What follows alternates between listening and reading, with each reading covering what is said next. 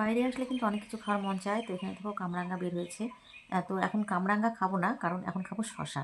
আর কামরাঙা খেতে খুব একটা আমার ভালো লাগে না। তো ছেলেকেও বললাম, ছেলেও নাকি খাবে না। আর এখানে টাটকা টাটকা শশা বিক্রি হচ্ছে। তো শশা নিচ্ছি। আর শশার মধ্যে বললাম যে, কাকু একটু বেশি করে লবণ আর লঙ্কার গুঁড়ো ছিটিয়ে দেন। কারণ বাইরে এসে কিন্তু লবণ লবণ খেতে কিন্তু বেশি ভালো লাগে। তো কাকু কিন্তু তাই করলো, একটু বেশি করে লঙ্কার গুঁড়োটা দিল, লবণটা একটু বেশি করে দিল। আর পেছনে দেখো, যত হাওয়া বইছে তত কিন্তু পেছনে ঘুড়িগুলো আপনা থেকে উঠছে। ছোট, ছোট যে বাচ্চাদের খেলনা ঘুড়িগুলো হয় সেই ঘুড়িগুলো। তো যখন খুব ও হাওয়াতে উড়ছিল তখন আর ভিডিও করতে পারিনি, তখন কিছুটা আমরা দূরে ছিলাম।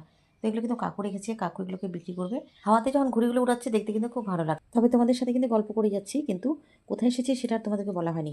আমরা এসেছি গাজলডোবা, আমার বাপের বাড়ি থেকে বা শ্বশুরবাড়ি থেকে এই 2 ঘন্টা, পৌনে 2 ঘন্টার মতো রাস্তা হবে।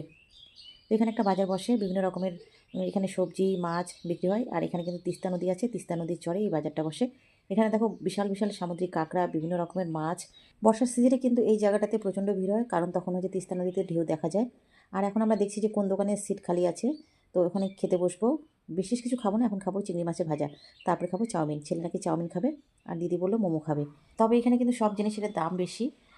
আর এদিকে দেখো অনেক সিট খালি রয়েছে, এখন আমরা ওই সাইডে চলে যাচ্ছি। তবে এখানে সবজি বাজারও আছে, তবে সবজির বাজারটাতে আমরা গেলাম না, দূর থেকে একটু দেখে নিলাম, কারণ আমরা বিভিন্ন জায়গায় ঘুরবো। আর এখানে কিন্তু পিঠি পুলিও বিক্রি হচ্ছে, ওটা কিন্তু অন্য সাইডে, ওখানে হালকা করে একটু ভিডিও করেছি। আর বোন বলছে অন্য জায়গায় যদি ঘুরতে যেতে চাস তাহলে একটু তাড়াতাড়ি করে ভিডিওটা কর আর তাড়াতাড়ি করার চেষ্টা কর। তো বেশি ভিডিও করতে পারিনি, হালকা ফুলকা তোমাদের সাথে ভিডিও শেয়ার করলাম।